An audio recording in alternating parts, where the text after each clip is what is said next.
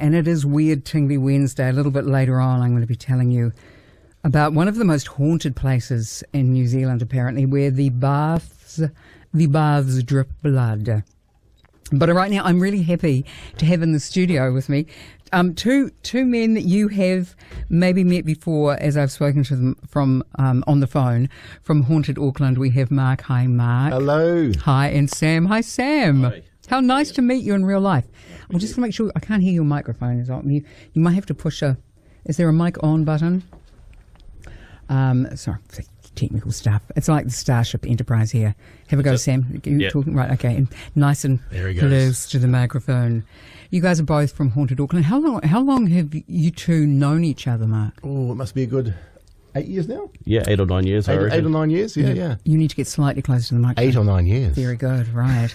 And you met through Haunted Auckland. Is that right? Yes, Yeah. we did. Yeah. Although we went to the same school, just in different years. Well, what school was that? Pakuranga College. And did you know each other at the time? No. Weird. I'm a little bit older than Sam. Yeah. Well, I have no idea. I'm 37 and holding, so it's really great to have you in here, and I'm really excited that we're going to be making our trip to Kingseat at some stage really soon. Yes. Hopefully doing the show from there.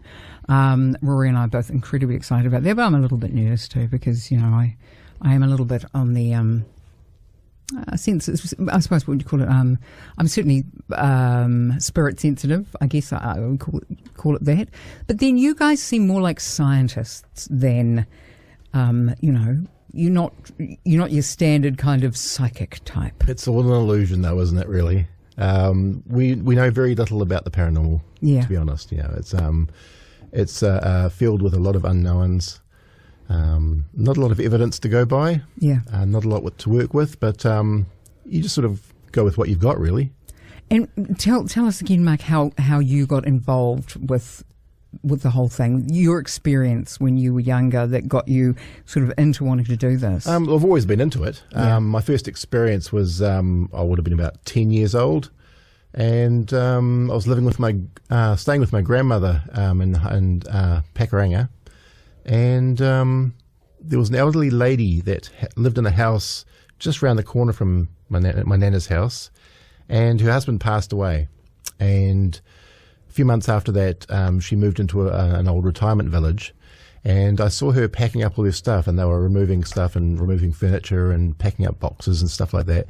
So I thought I'd go and say hello and goodbye and, and all that, and she let me come into the house, and all the furniture had pretty much gone, but I sat on her bed in her bedroom while she made me a hot chocolate, and in the corner of the room I saw this shadow, and it was just like a dark, sort of like a large person's shaped shadow, and as a 10-year-old I was quite inquisitive and thought it was quite unusual, and I started snapping into investigator mode at that age, and I was looking around thinking, okay, what's making that? There's a big shadow there in the corner. That doesn't look right. Yeah.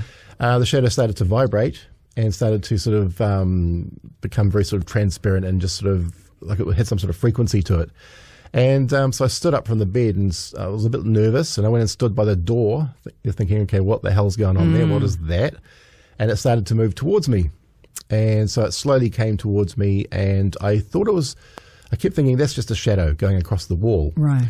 But as I put my head against the door frame, I could see that it was about a foot away from the wall. It wasn't actually on the wall. Oh, wow. So it was a shadow moving along the wall. Yeah. And it came right up to me, and I just closed my eyes, and it went straight either through me or around me. And it was just icy cold. And that's my first real experience with something I couldn't explain. Jeez. It was possibly a ghost. Wow. What about you, Sam? What was your first introduction? Well, I've told you my story about my grandmother and the letter that she sent from beyond, I guess. Yeah, that's right. But some people may not have heard it, so please feel free to say again. So just briefly, it was my 21st birthday, and my grandmother had passed a few weeks earlier before my 21st birthday. And on the day I was getting ready, and there was a letter sitting on my bed. And as I opened it, same sort of potato stamp artwork on the front cover of this card inside. And as I opened it, it was Grandma's handwriting, and it was dated after she had passed, so the day of my birthday. And it was basically written in a sense of who I was going to be, and not so much predictions, but it said I would turn out to be a good father, and she approved of the names that I would use, and which was weird to me at the time, but made more sense as I grew older. Right, yeah. Had a daughter and things like that. And I've always kept that letter. I've got it with me. Gee, yeah, it is. And we've all talked about this, about how grandparents and older people seem to have, I wonder if they have a pass, where whatever's on the other side says, yeah, well, you were around for a good 80 years. Yeah, you can have a pass back to do whatever. You can do a couple of things. And then, because, my same experience has been with grandmother. You've given me this book. Thank you so much for this, Mark Wallbank. Haunted New Zealand Road Trip in Search of Paranormal Activity. I'm very excited to read this. How much time do you spend when you go to a place to investigate it? It depends, really. I mean, there are places that we've been investigating for well over a couple of years, and we've done over sort of 20 visits, research visits. So we do try and follow up on investigation sessions. We try and go as many times as we can, and we've been very lucky to get close with a few of the historical locations around the country, so we can keep going back to them. We have unlimited access. We have the keys, and they give us unlimited access to go in there. Have you ever been frightened? Not really. You get to the point where it's more excitement. It's more a bit of a rush, really. It's a bit of a thrill. For me, anyway. I don't know about the rest of the team. No one's immune to a jump scare, though. No. I think if you hear a loud bang, you're going to be startled, but like Mark said, it's going to be excitement eventually. We don't know, as we were saying, we don't really know much about the paranormal. But what is the strangest experience that you've both had on the road? Not as with family or friends, but the strangest experience you've had on the road, going somewhere, being somewhere. Ooh, strangest. Well, the one that you go, okay, well, you know what, that's something, where you can't explain it away. Yeah. I guess. For me, it would have to be the Puanui homestead at the Halleck Historical Village with the torch that was sort of thrown down some stairs. That's one that I've never been able to figure out, and we've thrown it out to many skeptics out there and said, look, you got any explanations? And nobody's been able to figure it out. It was an interesting one. I don't know. We have video of it on our YouTube channel. So the Haunted Auckland. Haunted YouTube, yeah. Right, I'll watch that. So for me, would have probably the first one that comes to mind is the Lake House Art Centre, which is one that Mark, as Mark mentioned, we have quite a lot of access to it, and as we go along, we seem to have a little bit more activity, I suppose. But for me, we were there, and I was setting up a camera rig, and so it was my camera set up on a handle with an LED torch on the top. So the LED torch was battery operated with the lights obviously shining, so I could film in the dark. As I was climbing the stairs, the LED torch sort of flipped a 180 and faced towards me, and it was a very, very strange sensation of almost like I was walking into a force field. Wow. And it was just the torch that moved, nothing else. As if that's too bright, turn it around on yourself. Turn it around, yeah. Jeez, that's incredible. We see so many things. Oh, by the way, this is TodayFM with Polly. It is Weird Tingly Wednesday. It's 19 to 11. We see a lot of things on TV and in movies about the paranormal. Is that... How close do they get to it being what it's really like? Not very. Oh, really? In what way? Well, I mean, a lot of these television shows, there's a reason that they get 12 seasons. You have to do a bit of fakery and a bit of deception to sort of get that many seasons, because paranormal activity in reality is very rare. Right. And it doesn't happen. We've been to countless investigation sessions all over the country, all over the world, and nothing's happened. Sure, yeah. And it's very rare that something does happen. And even when it does happen, it's something that's quite small, quite subtle. Sure. It's not like huge apparitions flying around the room or bricks being thrown at you and things like that you'd see on television. So, movies and TV, it's not like reality. there's a lot of myth out there about the paranormal. Yeah, and there is a show actually, I think on Bravo or something, where they seem to be having ghosts leaping out, every 20 seconds. Yeah. And clearly that's not what's It doesn't happen like that. No. Like that.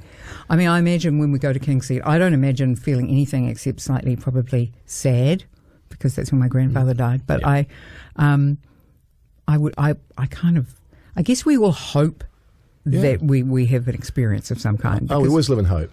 Yeah. We all live in hope, but I guess, I mean, for me personally, we don't try and go into a location with expectations.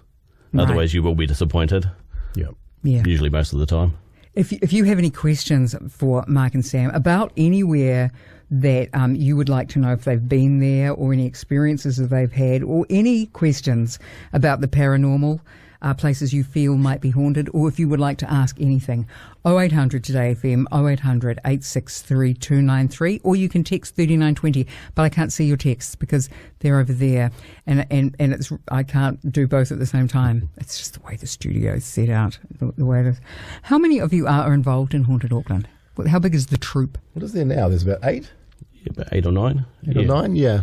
We have a couple of people that are sort of in the periphery there. We have Matthew, who is our web guy, who was one of the original founders with me on the team, and he doesn't go on investigations much these days. He's more sort of behind the scenes, working on the website, keeping everything running perfectly well. We have a couple of casuals that sort of tag along on events and things and help out, and there's about, I think, 5 or 6 of us. That are Haunted Auckland. Yeah, that are the main core team that go out on investigations. How much? What do you take with you when you go? Like, it sounds like you've got equipment. What sort of a lot of batteries. A lot of batteries. What sort of equipment picks up paranormal activity? None.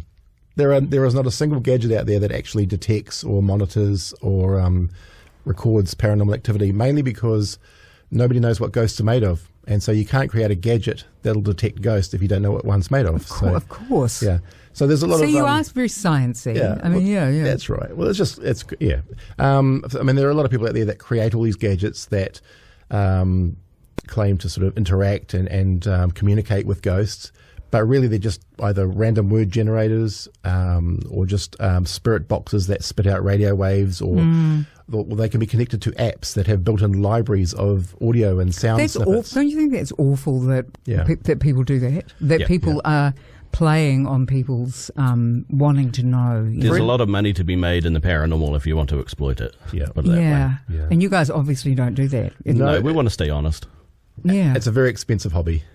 It costs us a lot of money, yeah. It must do, because you have camera equipment. And what sort of sound equipment do you use? Just regular, like Marantz recorders? Everything, really, from 360 recording microphones to just basic audio recorders to anything that records. You don't have to spend a lot of money on equipment if you're in the paranormal field. Just buy anything that records atmospheric data, whether it be like a temperature, a thermometer or something. Oh, of course, yes, because is that one thing that you are fairly sure of, that there is a temperature change when there's something going on?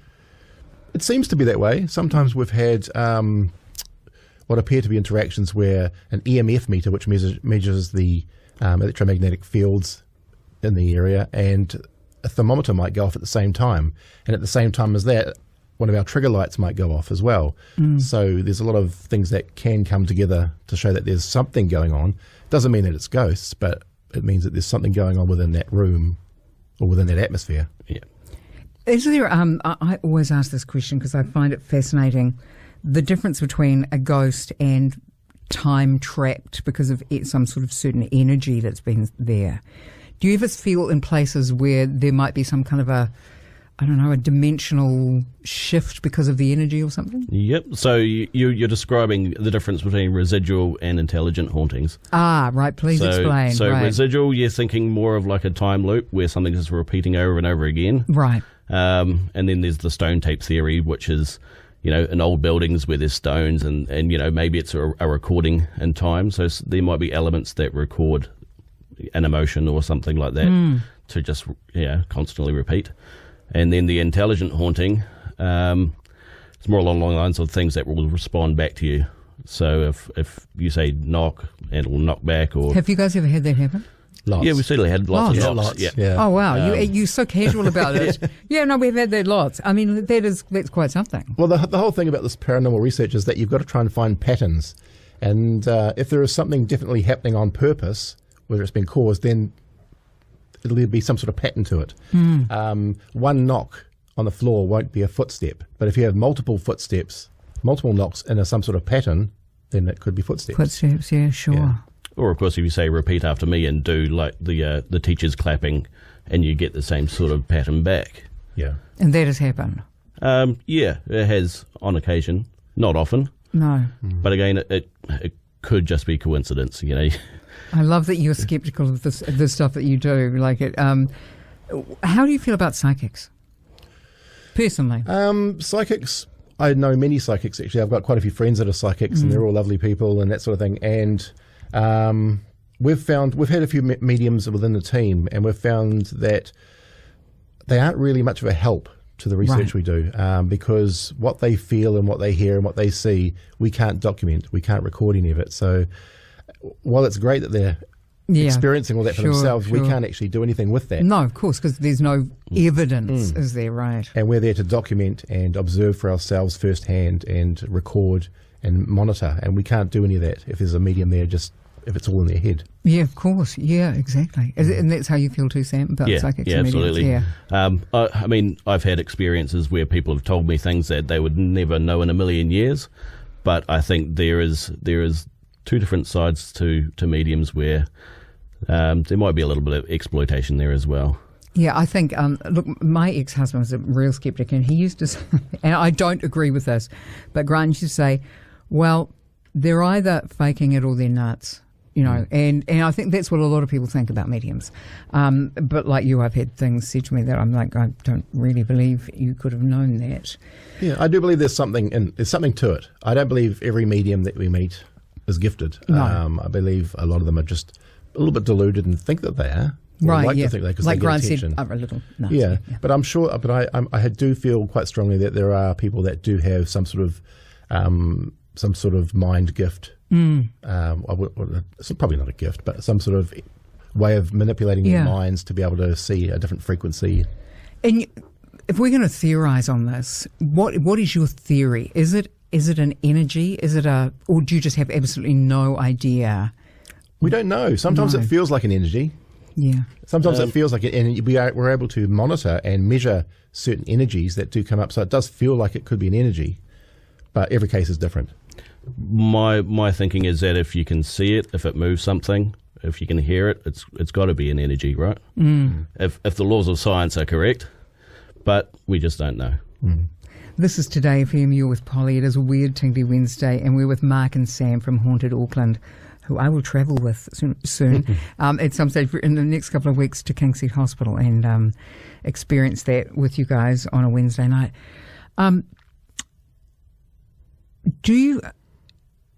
Does it ever bother you that people might, think that what you're doing is a little bit odd? I mean, I think it's amazing. And meeting you, you seem like a couple of guys, like science geeks, really, more than Ghostbusters. Does it bother you do people say, what do you mean you're a paranormal investigator? We do have a few snide comments from skeptics out there, but usually once they get to know us and see our work and then see that we're not actually flaky. No, you're not flaky at all. We're not flaky. Nothing like. I mean, I've spoken to you, so I know you're not flaky. Yeah. But honestly, it's like sitting with two cool dude scientisty guys. Yeah, I mean, we're not even really scientists, are we? Really, Sam? Yeah, we're not even really cool either. No. What do you do? What is your actual, other than being ghost hunters? What else are you? What is your job? What is your profession? I work in the printing industry. Yeah. I work for a medical supply.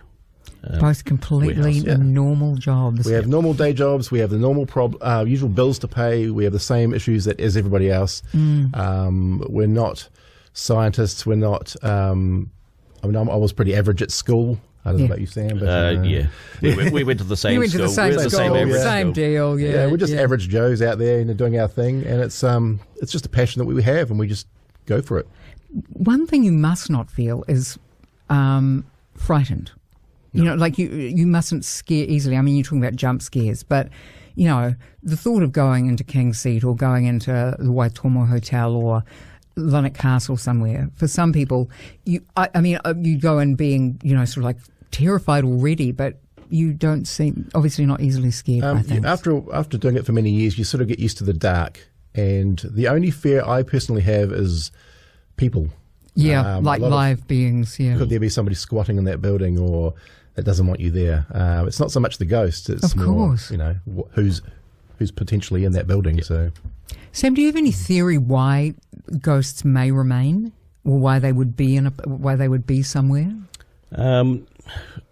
Again, if it's an intelligent haunting, possibly unfinished business, or they don't know they're dead. But that's just my own ideas. Yeah. I really don't know. I was talking to Ange, who you might know, the medium, and she was saying that there's no reason to be afraid because generally they're there because they just want somebody to listen. They want to say something, and they're not trying to frighten you.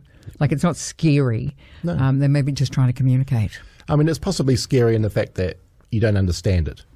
And there's always that fear of the unknown. But we've never come across any activity that has been violent or aggressive or anything like that in all our time, have we? I've never done it. I've never felt anything. Have you ever heard actual voices? Yep, we've heard mostly stuff that comes out on recordings. We've had quite a few recordings that seem to be, you don't hear it with your ears, but when you play back all the audio recordings, it seems like something's imprinting something onto your audio recorder electronically. And what might you hear? Just little snippets. Sometimes you can't understand what's being said, and a lot of the times it's just. Have you ever heard a Collier? Yeah, there was one we had at the Hawick Historical Village again. One of the buildings there, it's basically like a live village with all these houses that are on one piece of land, and it's one of our favourite places. And we were doing an investigation there of the whole property there. We were in one of the buildings. There were 3 of us guys. We were in there. There were no ladies in the room, and we were just sort of roaming around the inside of this building and just looking at all the bits and pieces. And there was a mannequin, and it was wearing a blue dress. And me being one of the lads, I just went up to it and said, "Oh, nice blue dress," like this. And we didn't think much of it until we played back the audio recordings later on. And straight after I say, "nice blue dress," there's a voice that goes, "white dress." And it wasn't us, and it was like just a female voice that says, "white dress." And we thought, okay, that's weird. None of us said that. We played it to one of the managers of the village at the time. We said, "This is interesting. What do you guys think?" She came back and said, "Wow, that's impressive," because that very day we changed the costumes on the mannequins, so it was actually wearing a white dress that morning. When we turned up, it was wearing a blue dress. So, okay. So we found that quite interesting. That is more than interesting. That's given me the shivers. Haunted Auckland. Thank you so much, Mark and Sam, for coming, and thank you for this Always wonderful book, Haunted New Zealand Road Trip in Search of Paranormal Activity. Mark Wallbank. Mark, thank you. I can't wait to read that. Can't wait to come with you guys to King's Seat. I say that and sort of with fear and hope, I think. But please check out Haunted Auckland, and your YouTube channel is something I'm going to be watching. Maybe not tonight, maybe tomorrow morning. Thank you so much, guys. Oh, thank you for having us. Awesome. Oh, my. Anytime. Today FM with Polly, it is 4 to 11. What can you store in a Container Co container? Whatever you've got. You name it, Container Co have the solution for an unbeatable price. With one of the largest range of containers on the market, buy or hire 10, 20 or 40-foot containers ready to store whatever you've got. General storage, refrigerated containers, modified containers for accommodation or offices, container part sales, you name it. There's a world of possibilities. See them all at containerco.co.nz or call 0508 SECURE. Do not buy a rug till you see Rugs Direct. As a family business, the Rugs Direct team will help you find exactly the right rug. Rugs Direct, New Zealand's largest rug store. They make it easy. Shop at rugsdirect.co.nz or in store at 108 Carlton Gore Road, Newmarket, or 18 Link Drive, Whiteout Park, North Shore. Buy the best for less. Rugs Direct. Buy the best for less. Rugs Direct. The Kitchen Place know how nerve-wracking renovating your kitchen can be. It's a big decision. That's why they want you to put The Kitchen Place on your quote list. They make it to time, to budget, and their workmanship is second to none. The kitchen place uses quality New Zealand brands, featuring acrylic material that's laser edged by the latest laser machine, giving you high-end finishes that are moisture resistant. Thekitchenplace.co.nz, 50 Greenmount Drive, East Tamaki. Your kitchen, they make. The catch with a batch is you can't use it all the time, but you still have to pay all the property expenses. Batch Care can help with that. Rent your batch out with Batch Care and get those expenses covered. It's hassle-free. Batch Care takes care of everything from communicating with guests to cleaning and everything in between. They're Kiwis who treat your batch like it's their own, while you sit back and enjoy a little extra in your pocket. Easy. For your free income appraisal, visit newowners.batchcare.co.nz. Lloyd Burr's got your drive home covered. You get abuse all the time because you do cover some controversial, well, not that controversial stuff, but what kind of abuse have you faced because of this story? I've certainly heard from people that sort of see me as some kind of satanic figure. For the record, I'm not Satan. Lloyd Burr live every drive home from 4 with Lexus on TodayFM. This is Today FM with Polly. Again, one more time, thank you so much, Mark and Sam, for coming in tonight and talking with me. It's so interesting. And I'm so glad you told me about that paranormal, that paranormal shows on television sometimes are not quite as they would seem to be. That paranormal things don't happen every 5 seconds. There's not ghosts sleeping out of cupboards all the time. But you have to be patient and you have to be almost fearless, I should imagine. Mark and Sam from Haunted Auckland with me tonight, and we will be coming to you live from the Old King Seat Hospital in the next couple of weeks. It is Weird Tingly Wednesday, and I have a bit of a story coming up for you about one of the most haunted places in New Zealand, apparently. Waitomo Hotel, does that mean anything to you? It's in the book. Okay, I'll read that. This is Today FM. It is 11 o'clock. Time for news headlines with Jeff Bryan.